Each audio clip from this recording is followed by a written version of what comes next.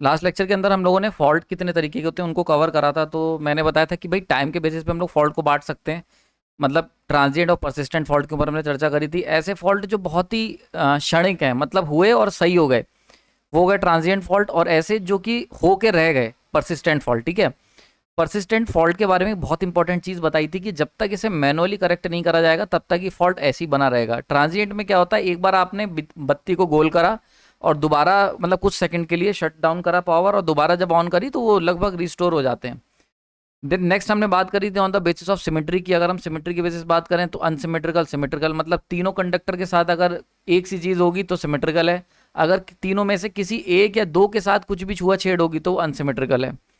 Then उसके बाद मैंने बताया था कि on the basis of current दो कैटेगरी थी। एक थे शॉर्ट सर्किट फॉल्ट, यानी कि जिसके अंदर ह्यूज अमाउंट की करंट फ्लो करेगी, जो कि जनरली हम लोग अगर फॉल्ट बोलते हैं तो शॉर्ट सर्किट फॉल्ट को ही, शॉर्ट सर्किट जो कंडीशन होती है, जो शॉर्ट सर्किट केस होता है, उसको ही जनरली फॉल्ट की कैटेगरी में डाला जाता है।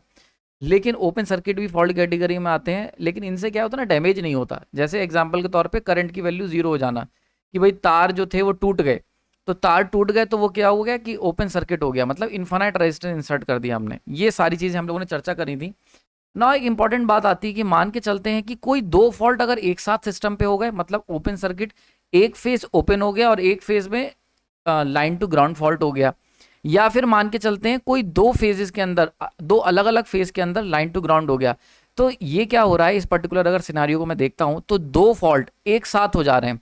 तो एक साथ को हम लोग एक शब्द इस्तेमाल करते हैं सैमल्टेनियस, तो यहीं से पिक्चर के अंदर आता है सैमल्टेनियस फॉल्ट। तो ये एक स्पेशल कैटेगरी होती है कि जब एक ही ट्रांसमिशन सिस्टम पर एक ही सेक्शन पे दो, एक साथ दो डिफरेंट टाइप्स ऑफ फॉल्ट या दो सिमिलर फॉल्ट अगर हो जाते हैं अलग अलग लाइंस पे। समझ में आ रही बात ये? तो अगर हम बात करते हैं यहाँ पर साइमल्टेनियस फॉल्ट के ऊपर, तो दो या टू और मोर टाइप ऑफ फॉल्ट, या दो या दो से ज़्यादा तरह के फॉल्ट अगर साइमल्टेनियसली हो जाएं पावर सिस्टम पे, तो उसको हम कहते हैं साइमल्टेनियस फॉल्ट। अब ये हो सकता है कि जो दो फॉल्ट मैं आपकी बात कर रहा हूँ, वो दोनों फॉल्ट डिफरेंट फॉल्ट हो सकते हैं एट द सेम लोकेशन। जैसे कि फॉर एग्जांपल यहाँ पर ओपन सर्किट हो गया और लाइन टू ग्राउंड फॉल्ट हो गया। अब देखो ये क्या है, ओपन सर्किट फॉल्ट है, ये क्या है, शॉर्ट सर्किट फॉल्ट है। तो फॉल्ट डिफरेंट है पर लोकेशन सेम है, सेम लोकेशन पे।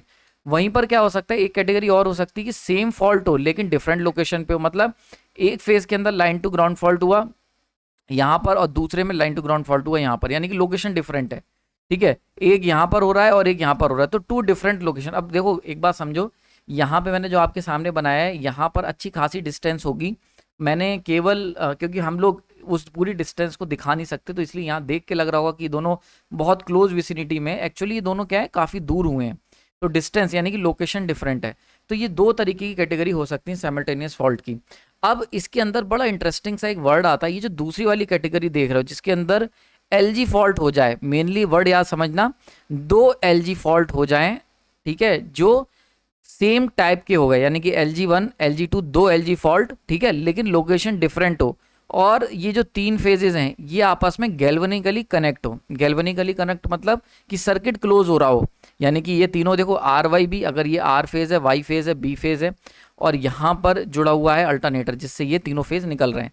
तो ये वाला फेज आर वाला जिस पे LG फॉल्ट हुआ है कहीं दूर लोकेशन पे, और दूसरा फेज है बी फेज जिस पे भी LG फॉल्ट हुआ है बट किसी दूर लोकेशन पे। ठीक है, समझ में आ रही बात है, लोकेशन डिफरेंट है। नाउ अब ये तीनों फेजेस आपस में इस अल्टरनेटर के थ्रू गैल्वेनिकली कनेक्टेड हैं। ठीक है, यही शब्द होता है गैल्वेनिकली, मतलब जैसे गैल्वेनिक होता है ना, कि मतलब जिसमें सर्किट कंप्लीट हो रहा हो, अल्टीमेट अगर हम देसी भाषा में बात करें, सर्किट कंप्लीट हो रहा हो, सर्किट कंप्लीट हो रहा हो आपका। तो अगर ऐसा कभी होता है तो इसको एक स्पेशल टर्म यूज करा जाता है जिसे हम लोग कहते हैं क्रॉस कंट्री फॉल्ट। तो आज का हमारा चर्चा का टॉपिक यही है कि भैया क्रॉस कंट्री फॉल्ट क्या होते हैं। तो डिटेल में आपको बैकग्राउंड समझ में आ गया होगा। तो एक क्रॉस कंट्री फॉल्ट को समझने के लिए दो चीजें चाहिए। सबसे पहले साइमल्टेनियस फॉल्ट क्या होते हैं, क्लियर हो गया। दूसरा, साइमल्टेनियस में एक कैटेगरी होती है कि सिमिलर टाइप ऑफ फॉल्ट लेकिन लोकेशन डिफरेंट हो। LG फॉल्ट हो रहा है और लोकेशन LG फॉल्ट और लोकेशन डिफरेंट हो, वो कैटेगरी आती है क्रॉस कंट्री फॉल्ट की। तो यहां पर देख सकते हैं क्रॉस कंट्री फॉल्ट क्या होता है कि जब दो LG फॉल्ट साइमल्टेनियसली हो जाएं, एक्टिव हो जाएं टू डिफरेंट फेजेस पे। समझ में आ रही बात है, एक फेज ये आर फेज है, ये बी फेज है, तो टू डिफरेंट फेजेस हैं और LG फॉल्ट एक साथ एक्टिव है, मतलब एक साथ LG फॉल्ट हो रहा है एट टू डिफरेंट लोकेशंस पे, अलग अलग लोकेशंस हैं, ध्यान से समझना। तो उस तरीके की कैटेगरी को, उस तरीके के फॉल्ट को हम लोग कहते हैं क्रॉस कंट्री फॉल्ट। अगर आप नेट पर देखोगे तो मैंने इसके ऊपर मतलब बहुत समय लग गया यार मेरे को, क्योंकि क्रॉस कंट्री फॉल्ट के ऊपर बहुत ही लिमिटेड रिसर्च पेपर हैं जिस पे इस पे काम हुआ है। तो क्रॉस कंट्री फॉल्ट जो होता है इसके ऊपर कुछ अच्छे रिसर्च पेपर मैंने स्टडी करे तो मेरे को पता चला कि यार क्या होता है। तो मैंने सोचा क्यों ना ये जानकारी भी आपको बताऊं। कि देखो एक बात समझो, बहुत सारे लेक्चर्स के लिए मैं रिसर्च पेपर स्टडी करता हूं प्रॉपर, ताकि आप लोगों को कुछ ऐसी बातें पता चल सकें जो कि प्रैक्टिकली चल रही हैं करंट सिनारियो में, ठीक है। और रिसर्च पॉइंट ऑफ व्यू से भी जो ये लेक्चर्स देख रहा है उसको भी कुछ ना कुछ मिलता रहे। तो क्रॉस कंट्री फॉल्ट जो है इसके ऊपर काफ़ी रिसर्च चलती है, काफ़ी मतलब एक्टिव टॉपिक है ये रिसर्च में, क्योंकि फॉल्ट तो एक तरीके से सैचुरेट हो गया है। तो कुछ नए कैटेगरी जो है उनमें से एक क्रॉस कंट्री फॉल्ट आती है। हालांकि ये भी टॉपिक पुराना हो चुका है, पर फिर भी कुछ कुछ रिसर्च पेपर मैंने देखे इस पर जल्दी में छपे हुए हैं।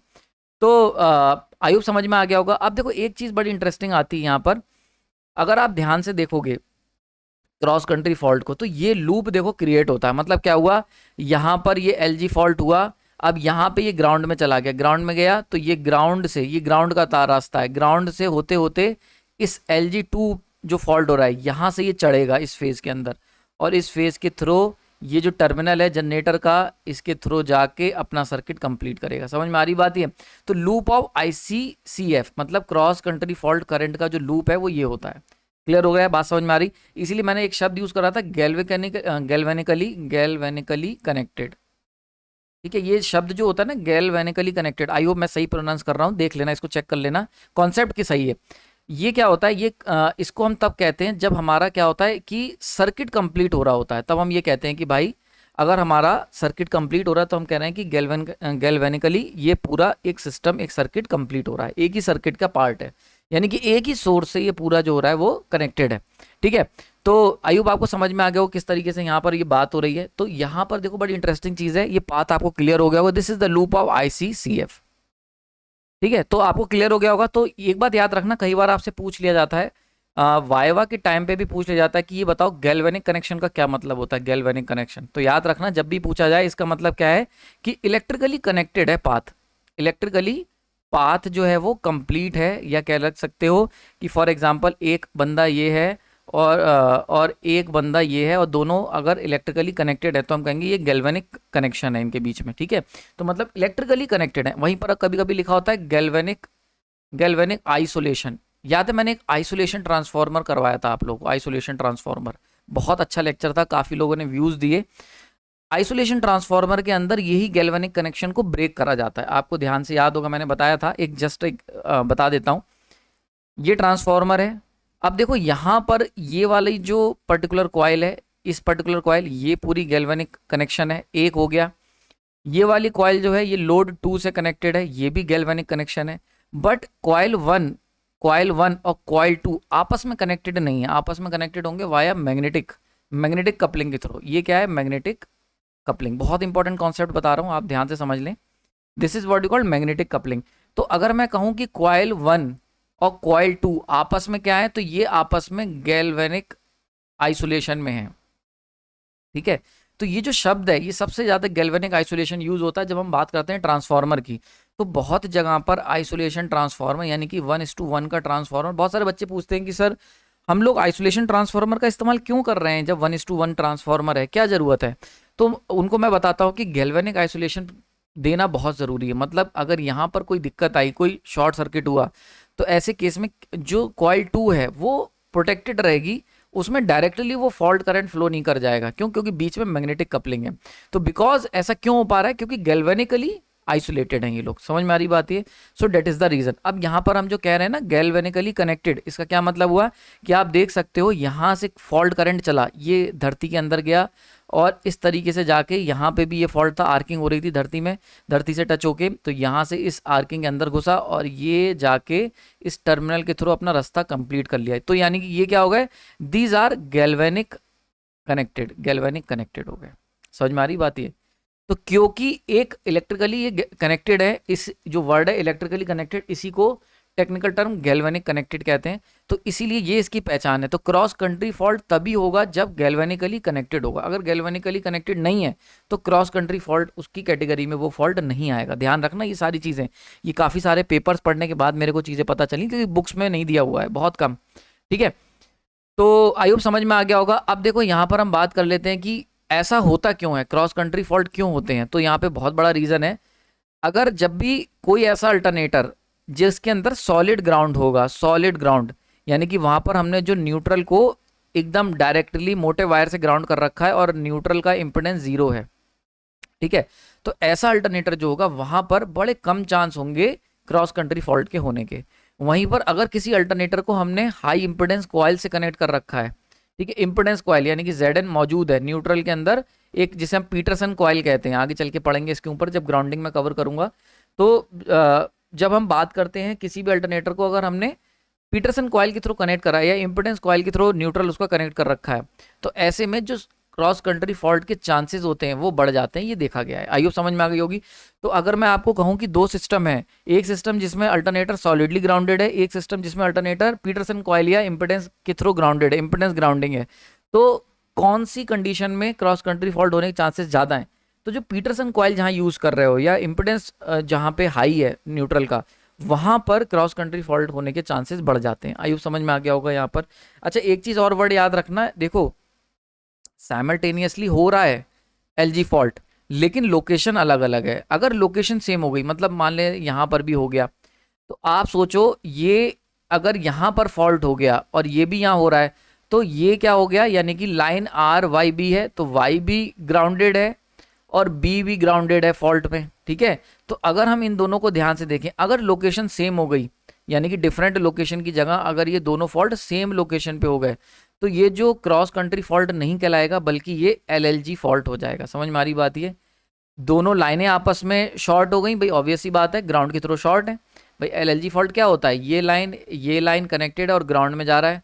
तो आप देखो, अगर हम इस लाइन को इसको लेके ग्राउंड कर दें और इसको लेके ग्राउंड कर दें, तो अगर ध्यान से देखोगे तो ये भी तो सेम यही बात तो हुई कि ये दो लाइनें वाया ग्राउंड कनेक्ट हो गई, तो दो लाइनें आपस में कनेक्ट हो जाएंगी वाया ग्राउंड। यहाँ पर क्या हो रहा है, दो लाइनें कनेक्ट हो रही हैं एंड देन ग्राउंड हो रहा है, तो लगभग लगभग सेम हो जाता है। तो इसीलिए अगर सेम लोकेशन पे हो गया, लोकेशन डिफरेंट नहीं हुई, तो ऐसे केस में it will treated as a LLG fault. तो इंजीनियर अगर कोई है और अगर वहां पर आपकी दो लाइनों के अंदर सेम लोकेशन पे साइमल्टेनियसली फॉल्ट हो जा रहा है, तो हम उसको एलएलजी फॉल्ट की कैटेगरी में ट्रीट करते हैं। आई होप समझ में आ गया हो, काफी डिस्कशन हमने कर लिया ना। आगे चलते हैं, अगर हम फॉल्ट के कुछ स्टेट्स के ऊपर बात करें, क्योंकि आने वाले समय में हमें सर्किट ब्रेकर एंड रिले लगानी है, तो रिले के लिए अगेन प्रोटेक्शन सिस्टम डिजाइन करने के लिए पता होना चाहिए कि कौन सा फॉल्ट सबसे ज्यादा होगा और कहाँ होगा।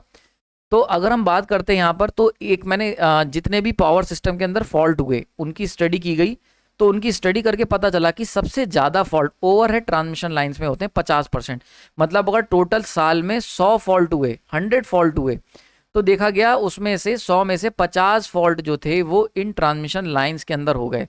क्यों? क्योंकि मैंने आपको बताया था दीज आर द ओवरहेड, देखो वर्ड याद रखना, ओवरहेड ट्रांसमिशन लाइन, केवल ट्रांसमिशन लाइन नहीं, क्योंकि केबल के थ्रू ही पावर भेजी जाती है।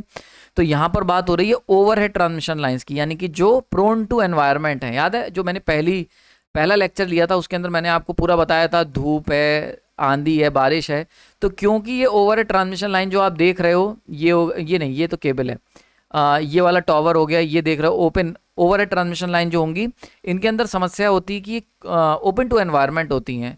तो जब एनवायरनमेंट पे ओपन है तो यहाँ पे सबसे ज़्यादा फॉल्ट होंगे। देन उसके बाद आप देख सकते हो यही पावर अगर मैं अंडरग्राउंड केबल के थ्रू भेजता हूँ, ठीक है, जमीन में खोद के, तो क्योंकि केबल हमारा ग्राउंड के नीचे बिछा होगा तो बहुत हद तक वो प्रोटेक्टेड रहेगा। तो देखो केवल 9 बार ऐसा हुआ कि वहाँ पे फॉल्ट आया। ट्रांसफार्मर में 10 बार फॉल्ट आए, 100 में से 10 फॉल्ट ट्रांसफार्मर में आए, क्योंकि ट्रांसफार्मर जो होता है उसके अंदर बहुत सारी मतलब कह सकते हो टेम्परेचर की दिक्कत होती है, बहुत सारी चीज़ें होती हैं, बड़ा सोफिस्टिकेटेड सिस्टम होता है, और वहाँ पे इंटरटन फॉल्ट बहुत तेज़ी से आ जाते हैं, तेल भी गर्म हो रहा होता है, इसके लिए बकॉल्स रिले यूज़ होती है, बहुत सारी चीज़ें। तो 100 में से 10 बार ट्रांसफार्मर दिक्कत कर गया।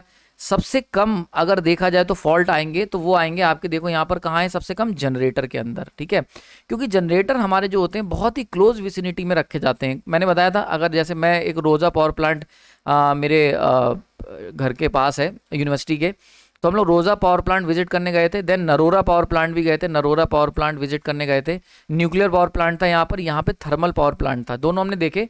तो हमने देखा कि उन्होंने जो अपना अल्टरनेटर है, ये टर्बो जनरेटर जिसे मैं कहूँगा सही वर्डों में, टर्बो जनरेटर उन्होंने बिल्कुल एकदम क्लोज पैक रखा हुआ था, तुम्हें वो कुछ भी उसमें दिखेगा नहीं, पूरा सील्ड होता है, और उसको प्रॉपर आइसोलेशन दी जाती है। तो जब उसको प्रॉपर सिक्योरिटी सेफ्टी सब कुछ दिया जाता है तो सबसे कम चांसेस फॉल्ट होने के इस जनरेटर में होंगे। ठीक है, बाकी जो भी क्लोज है आप देख सकते हो, देखो जनरेटर को सबसे ज़्यादा क्लोज पैक रखा जाता है, इसके अंदर सबसे कम फॉल्ट। उसके बाद क्लोज पैक रखा जाता है अंडरग्राउंड केबल्स को, उसके अंदर कम फॉल्ट। उसके बाद जो है बाकी ट्रांसफार्मर सीटीवीटी कंट्रोल इक्विपमेंट, इनके अंदर 10-10 12-12 फॉल्ट हैं। सबसे ज़्यादा जो बिछी हुई हैं लाइनें वो है ओवरहेड ट्रांसमिशन लाइन, जिसमें सबसे ज़्यादा दिक्कत है। तो ये स्टेट से एक बड़ी इंपॉर्टेंट चीज़ आई कि shows that overhead transmission line जो है इनको ज़्यादा अटेंशन की ज़रूरत है भाई, इनको ज़्यादा ध्यान देने की ज़रूरत है, सबसे ज़्यादा दिक्कतें यहीं पर आ रही हैं।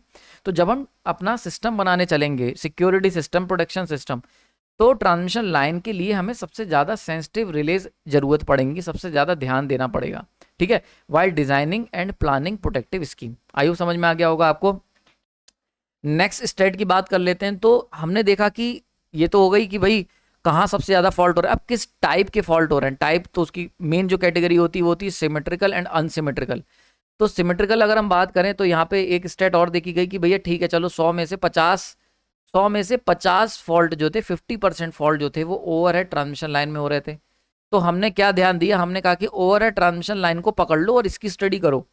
इसके जो 100 में से साल में 100 फॉल्ट हुए, उसमें से 50 फॉल्ट हुए ओवरहेड ट्रांसमिशन लाइन में।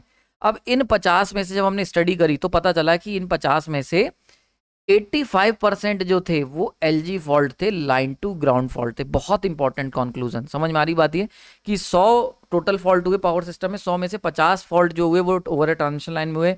उन 50 को जब स्टडी करा तो उसका 85%, ठीक है, लाइन टू ग्राउंड फॉल्ट था। क्लियर हो गया यहाँ पर।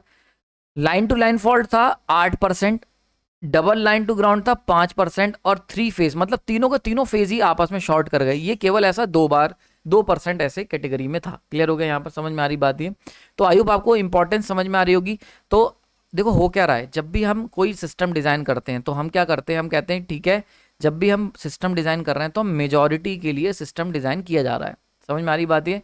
तो सबसे पहले हमने देखा कि ओवरहेड ट्रांसमिशन लाइन में मेजॉरिटी थी। अब इसके अंदर देखा तो पता चला कि एलजी फॉल्ट जो है वो मेजॉरिटी फॉल्ट को कवर करता है। तो among the different types of fault overhead transmission line के अंदर जो हो रहे हैं, LG fault is the more frequent fault. ध्यान से समझ लो, वर्ड इस्तेमाल हो रहा है मोर फ्रीक्वेंट, ये सब बड़े इंपॉर्टेंट शब्द हैं। और मैं जब पेपर कराता हूँ या आपने देखा होगा मॉक टेस्ट भी हम लोग करा रहे हैं, आप लोग ज्वाइन कर सकते हैं सुपर प्राइम ग्रुप में। तो मैंने यूथ पब्लिकेशन के आपको प्रीवियस ईयर क्वेश्चंस कराए हुए हैं प्राइम ग्रुप में, तो वहाँ पर मैंने ये चीज़ आपको कवर की हुई है। इस टाइप के क्वेश्चन बहुत बार एसएससी जेई और एई के एग्जाम में क्वेश्चन पूछा जाता है कि सबसे ज़्यादा फ्रिक्वेंट फॉल्ट कौन सा होता है। तो फ्रिक्वेंट फॉल्ट होता है LG fault overhead transmission line में। ठीक है, तो ये वर्ड इंपॉर्टेंट याद रखना। ठीक है, तो इसीलिए सबसे ज़्यादा अटेंशन हमें इसी के लिए चाहिए। तो एलजी फॉल्ट के ऊपर सबसे ज़्यादा हमें ध्यान देना पड़ेगा। नेक्स्ट यहाँ पे अगर हम बात कर लेते हैं कि ठीक है चलो माना कि फ्रिक्वेंसी सबसे ज़्यादा होने की किसकी है, एलजी फॉल्ट की है, लेकिन अगर आपसे कहा जाए कि सीविरिटी किसकी है, सीविरिटी का मतलब कौन ज़्यादा खतरनाक है। ठीक है, कौन ज़्यादा खतरनाक है, मतलब बिल्कुल खतरनाक वाला है। ठीक है, भौकाल वाला फॉल्ट कौन सा है जिसमें मतलब बिल्कुल तहस नहस हो जाएगा सिस्टम। तो बड़ा इंटरेस्टिंग चीज़ देखने को मिली, जो ऐसा फॉल्ट जो सिस्टम को जला के राख कर देगा वो था ट्रिपल एल, यानी कि 3 फेज फॉल्ट। यानी क्या हुआ, जो फॉल्ट सबसे ज्यादा हो रहा था, ठीक है, ये क्या है, मोस्ट फ्रिक्वेंट फॉल्ट था, लेकिन लीस्ट सीवियर था। लीस्ट सीवियर, ये सारी चीजें बहुत इंपॉर्टेंट है, एक एक बात पे क्वेश्चन आ जाता है। और जो सबसे ज्यादा लीस्ट फ्रिक्वेंट था वो सबसे ज्यादा मोस्ट सीवियर। समझ में आ रही बात ये। तो कुछ नेचर का हिसाब किताब ऐसा ही है। जैसे मैंने एक बड़ा इंटरेस्टिंग फैक्टर, जब कोरोना फैला था, हमने अपना चैनल तभी स्टार्ट करा था कोरोना के टाइम पे, तो मैंने एक चीज़ नोट करी थी कि कोरोना की जो डेथ रेट था बहुत कम था, लेकिन इसका जो स्प्रेड रेट था वो बहुत ज़्यादा था। तो कोई मैंने देखा ऐसी इबोला वायरस था, इबोला वायरस बहुत फेमस वायरस था, ये भी आप इसके बारे में देखना जाके, बहुत ही खतरनाक मौत होती है इसकी। तो इसका डेथ रेट बहुत ज़्यादा था, लेकिन इसकी जो स्प्रेड रेट था वो बहुत कम था। तो मैंने देखा, जो मैं आपको हर बार कहता हूँ कि एक आपको अच्छा ऑब्जर्वर होना चाहिए, तो नेचर में भी ऐसा ही है। नेचर में जो चीज़ ज़्यादा खतरनाक होती है उसकी अकरेंस बहुत कम होती है, और जिसकी अकरेंस बहुत ज़्यादा होती है, यानी कि जो बहुत तेज़ी से फैलता है, जो स्प्रेड ज़्यादा होगा, उसकी सीवियरिटी कम हो जाएगी। ध्यान से समझ लेना, क्लियर हो गया यहाँ पे। तो नेचर भी इस तरीके का सिस्टम एक फॉलो करती है कि वहाँ पर जो भी चीज़ जो स्प्रेड ज़्यादा होती है वो सीवियर कम होती है, और जो यानी कि जिसका अकरेंस होने के चांसेस, बुखार है होने के चांसेस बहुत ज़्यादा है तो सीवियर कम है। कैंसर होने के चांसेस कम है पर सिविरिटी बहुत ज़्यादा है। ठीक है, समझ में आ रही बात ये। तो that is the main important thing. इसी तरीके कुछ फॉल्ट में भी यहाँ देखने को मिलता है। ठीक है, हालांकि इसके पीछे मैथमेटिकल रीजन है, आगे चल के हम लोग कवर करेंगे। तो अकरेंस होने के चांसेस किसके, एलजी के। सिविरिटी सबसे ज़्यादा ट्रिपल एल की। समझ में आ रही, ये बात याद रखना। इसके ऊपर मतलब 20+ क्वेश्चन मैंने करवाए हुए हैं, आए हुए हैं पेपरों में। पेपर में तो बहुत आए हैं, 30-40 बार पूछा गया इस टाइप का क्वेश्चन घुमा घुमा के। नाउ एक जब मैं इसकी स्टडी कर रहा था तो एक बहुत ही इंटरेस्टिंग पॉइंट मेरे को मिला, यहाँ मैंने नोट करा हुआ है कि triple L fault most severe होता है और एलजी फॉल्ट लीस्ट सीवियर होता है। लेकिन यहाँ पर एक कंडीशन अप्लाई है, देखो रहे स्टार मार्क कर रखा है मैंने, कंडीशन अप्लाई है। और कंडीशन क्या है, कंडीशन ये है कि अगर ये तब तक होगा जब तक कि लोकेशन ऑफ फॉल्ट जो है वो फार अवे फ्रॉम अल्टरनेटर। बहुत important point, super important point, समझ में आ रही बात ये। यानी कि जब तक ये अल्टरनेटर है और ये है ट्रांसमिशन लाइन, तो अगर अल्टरनेटर से फार अवे, काफ़ी दूर पर अगर फार अवे लोकेशन है, वहां पर ये बात बिल्कुल सही है कि सिविरिटी ट्रिपल एल की सबसे ज़्यादा होगी compare to the LG fault. ठीक है, और सबसे कम सिविरिटी होगी एलजी की। लेकिन अगर फॉल्ट की जो लोकेशन है वो क्लोज टू अल्टरनेटर हो गई, मतलब अगर एलजी फॉल्ट यहाँ हो गया बिल्कुल अल्टरनेटर के पास में, तो एलजी फॉल्ट जो होता है वो उसकी सिविरिटी ज़्यादा हो जाती है ट्रिपल एल फॉल्ट से। बहुत इंपॉर्टेंट पॉइंट इसके ऊपर, ये इतना इंपॉर्टेंट था कि मैंने इसको पूरा फिर इसके ऊपर रिसर्च करी, पूरा इसके ऊपर एक लेक्चर आपके लिए तैयार करा है। बहुत ही मज़ेदार लेक्चर है विद मैथमेटिकल प्रूफ, सब कुछ समझाऊंगा। आने वाले समय में इसके ऊपर लेक्चर कवर करेंगे बहुत डिटेल में। अभी इतना ही रखो, क्योंकि अभी ना अभी हम लोग जो चल रहे हैं धीरे धीरे इन डेप्थ लेक्चर्स की तरफ हम बढ़ेंगे। तो अभी कॉन्सेप्ट समझते चलो, ये हम कवर करेंगे। सेपरेट लेक्चर तैयार हो गया, रिकॉर्डिंग रह गई बस। ठीक है, तो आई होप आपको समझ में आ रहा होगा। तो यहाँ पर हम बात कर रहे हैं कि एलजी फॉल्ट, अगर आपसे पूछा जाए कि कौन सा सीवियर, तो आप तुरंत कहोगे ट्रिपल एल सबसे ज़्यादा सीवियर है और एलजी लीस्ट सीवियर है। लेकिन अगर आपसे कहा जाए कि अगर फॉल्ट हो रहा है अवे फ्रॉम द अल्टरनेटर, तब ये इक्वेशन सही है। लेकिन अगर क्लोज टू अल्टरनेटर हो रहा है तब ये इक्वेशन जो है, तब ये स्टेटमेंट गलत हो जाता है। और इसको हम लोग आगे चर्चा करेंगे। आई होप समझ में आ गया होगा। नेक्स्ट अगर हम बात करते हैं, जैसे हम इतनी बार कह रहे थे कि भौकाली फॉल्ट है, तगड़ा फॉल्ट है, तो उसके लिए एक शब्द है, टेक्निकल शब्द का आप इस्तेमाल करें, वो है सिविरिटी। कि सिविरिटी कैसी है फॉल्ट करंट की। तो कहा जाता है कि जो सिविरिटी होगी फॉल्ट करंट की वो इन्वर्सली प्रोपोर्शनल होती इम्पिडेंस के ऊपर। ठीक है, कि मतलब इम्पिडेंस कितना ऑफर करा जा रहा है फॉल्ट करंट को। भाई ऑब्वियस सी बात है, कभी भी सर्किट के अंदर अगर कोई करंट, फॉल्ट करंट फ्लो कर रहा है, कोई भी करंट सर्किट के अंदर फ्लो करेगा, तो ultimately it depends on inversely proportional to the impedance offer to the that particular current. यानी कि जो भी इम्पिडेंस ऑफर करोगे उसी के अकॉर्डिंग करंट होगी। पूरी जिंदगी हमने यही सब सीखा है। तो यहां पर हम बात करते हैं, तो इससे क्या होता है, दो कैटेगरी में हम लोगों ने डिवाइड कर दिया फॉल्ट को। एक और मतलब वैरायटी आई फॉल्ट की, वो क्या था कि अगर फॉल्ट हुआ, आर्किंग हुई और सॉलिड फॉल्ट हुआ। सॉलिड फॉल्ट का क्या मतलब हुआ कि भैया कोई भी फॉल्ट इंपिडेंस पिक्चर के अंदर नहीं आया।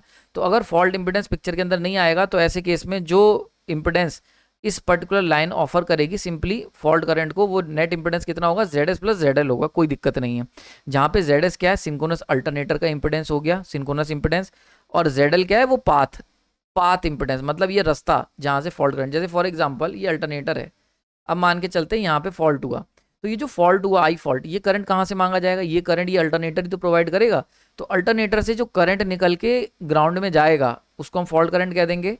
तो ये जो फॉल्ट करंट होगा इसमें अल्टरनेटर का इंपिडेंस, भाई अपोजिशन जो ऑफर कर रहा है अल्टरनेटर की वाइंडिंग्स, और लाइन जो ट्रांसमिशन लाइन बिछी हुई थी उसका इंपिडेंस, तो ये सारे पिक्चर के अंदर आएंगे। वहीं पर अगर क्या होता है कि अगर जो फॉल्ट हुआ उसके आर्किंग हुई, उस आर्किंग का भी कुछ इंपिडेंस अगर पिक्चर के अंदर आया, ठीक है, जैसे फॉर एग्जाम्पल पेड़ के थ्रू ग्राउंड हुआ, पेड़ आ गया, यहाँ पर पेड़ आ गया और पेड़ से ग्राउंडिंग हुई है, तो अब ऐसे में क्या होगा, पेड़ का कुछ इंपिडेंस होगा, ये हो गया फॉल्ट इंपिडेंस। समझ में आ रही बात है, फॉल्ट इंपिडेंस हो गया। तो ये दोनों तो मौजूद थे, एक फॉल्ट का इंपिडेंस और पिक्चर में आ गया, तो ऐसे में फॉल्ट इंपिडेंस भी आ जाएगा। तो नेट इंपिडेंस जो ऑफर होगा वो कितना होगा, ZS synchronous impedance of alternator, line का इम्पीडेंस और फॉल्ट का इम्पीडेंस, मतलब वो पेड़ जिससे थ्रू हम लोग शॉर्ट सर्किट हुए हैं, तो पेड़ का जो लकड़ी है उसका भी तो कुछ इम्पीडेंस होगा, वो हमारा पिक्चर के अंदर आ जाएगा। तो यहाँ से क्या हुआ कि दो कैटेगरी हमने डिवाइड कर दी, fault on the basis of fault impedance. तो एक था हाई इम्पीडेंस फॉल्ट, यानी कि अगर हमारा जो फॉल्ट हो रहा है उसके अंदर जो फॉल्ट करंट फ्लो कर रही है उसको काफ़ी ज़्यादा इम्पीडेंस ऑफर हो रहा है, फॉल्ट का फॉल्ट इम्पीडेंस भी हाई है, ठीक है, हाई फॉल्ट इम्पीडेंस। और एक कैटेगरी आ गई लो फॉल्ट इम्पीडेंस की, अगर मान के चलते हैं बिल्कुल आर्किंग हुई है और बिल्कुल समझ लो न्यूट्रल वायर में आर्किंग हो गई, तो ये कहलाएगा लो फॉल्ट इम्पीडेंस या लो इम्पीडेंस फॉल्ट। तो दो कैटेगरी में डिवाइड कर दिया हमने फॉल्ट को, high impedance fault and low impedance fault. अब ये जो थे इनका बिल्कुल नेचर एक दूसरे से बहुत डिफरेंट था। सबसे बड़ी बात थी लो इम्पीडेंस फॉल्ट तो ठीक थे, हाई इम्पीडेंस फॉल्ट ये बड़े ही खतरनाक थे। इनके अंदर हाई इंपेडेंस फॉल्ट की अगर मैं बात करूं तो इनकी सिविरिटी तो काफ़ी ज़्यादा कम थी, क्योंकि ऑब्वियस ही बात है इंपेडेंस बहुत ज़्यादा है। भाई देखो इंपेडेंस ज़्यादा तो फॉल्ट करंट कम, लेकिन ये जो फॉल्ट करंट कम है यहीं से पिक्चर के अंदर दिक्कतें आना शुरू हुई, क्योंकि अगर फॉल्ट कम होगा तो भाई उसे डिटेक्ट कैसे करोगे, क्योंकि डिटेक्ट हमने जितनी भी डिटेक्शन डिवाइसेस बनाई सब की सब कहीं ना कहीं ओवर करंट के ऊपर बेस्ड थी। और ओवर करंट या फ्यूज भी अगर लगा रहे हो, फ्यूज भी ओवर करंट पे ही काम करता है। तो अगर हाई इंपेडेंस हुआ तो फॉल्ट जो होगा उसकी वैल्यू कम होगी, तो उसको डिटेक्ट कैसे करा जाएगा, नॉर्मल रिले तो डिटेक्ट ही नहीं कर पाएगी। So this is again an active research topic. इसके ऊपर मैंने देखा बहुत सारे लेटेस्ट रिसर्च पेपर पब्लिश हैं, इसके बारे में किताबों में जानकारी कम है, रिसर्च पेपरों में काफ़ी जानकारी मेरे को मिली। तो इसके ऊपर भी हम लोग सेपरेटली बात करेंगे, क्योंकि बहुत बार ये वाइवा में आपसे पूछा जा सकता है। इसके बारे में ब्रीफ में तो हर जगह एक लाइन दे रखी है, मैं थोड़ा सा आपको और बताऊंगा और बहुत कुछ सीखने को मिलेगा, लेकिन उसके ऊपर चर्चा करेंगे अगले लेक्चर में, ठीक है। यहीं तक रखते हैं आज का लेक्चर। आप लोग अपनी मेंबरशिप अपग्रेड करा रहे हैं, इस लेक्चर की अगर आपको पीडीएफ नोट चाहिए तो वो सुपर प्राइम के अंदर मिलेगी। ये लेक्चर आपको अर्ली एक्सेस यानी कि पहले ही मिल जाएगा प्राइम मेंबर्स के लिए, ठीक है। तो आप लोग देख लें, अगर आपको इसका पीडीएफ नोट्स भी चाहिए, जो मैं कलरफुल नोट्स बनाता हूं जिससे कि आप इसको सेपरेटली प्रिंट करा के इसके ऊपर नोट्स बना सकें, फर्दर इंक्रीज कर सकें या ऐड कर सकें, तो पीडीएफ नोट्स आपको मिलेंगे सुपर प्राइम में। साथ ही साथ बहुत इंपॉर्टेंट मॉक टेस्ट सीरीज चल रही है, वीकली मॉक टेस्ट सीरीज, इसको जरूर ज्वाइन करें, क्योंकि ये जो सीरीज है ये मैं खुद डिजाइन कर रहा हूँ, एक एक क्वेश्चन मैं खुद चुन के ला रहा हूँ, और मेरा ये टारगेट है कि मैं आपको हर क्वेश्चन कुछ ना कुछ आपको सिखा के जाए, और ऐसे क्वेश्चन मैं चुन रहा हूँ जिसके आने के चांसेस बहुत होंगे आपके अपकमिंग एग्जाम में। तो यहाँ पर दे रखा है, यहाँ पे आप सीधे स्कैन करें और अपना, अगर आपने मेंबरशिप प्राइम ले रखी है तो आप उसको सुपर प्राइम में कन्वर्ट करा सकते हैं जस्ट 30 रुपीज़ में। नेक्स्ट, अगर आपको पुराने पीडीएफ नोट चाहिए, जो कि ऑलरेडी 150 प्लस लेक्चर्स के नोट्स हैं जो ऑलरेडी मैंने कवर कर चुका हूँ, पुराने, नए नहीं, नए वाले तो मिल रहे होंगे सुपर प्राइम में, ये पुराने नोट्स की बात हो रही है, तो उसके लिए आप मेरे को डायरेक्ट मेल कर सकते हैं, मैं आपको प्रोवाइड करवा दूंगा। साथ ही साथ अगर किसी भी एग्जाम की तैयारी कर रहे हैं तो हमारे ग्रुप से जुड़े रहें, प्राइम ग्रुप से, इसके अंदर हम लोग यूथ पब्लिकेशन की सीरीज चल रही है, उसका फायदा उठाएं और सारे इंपॉर्टेंट क्वेश्चंस वहाँ पे हम कवर करते हैं। आपने अपना कीमती समय दिया उसके लिए बहुत बहुत धन्यवाद। कोई डाउट हो तो कमेंट सेक्शन बताना, लेक्चर पसंद आए तो शेयर और अपने कमेंट जरूर बता देना। Thank you.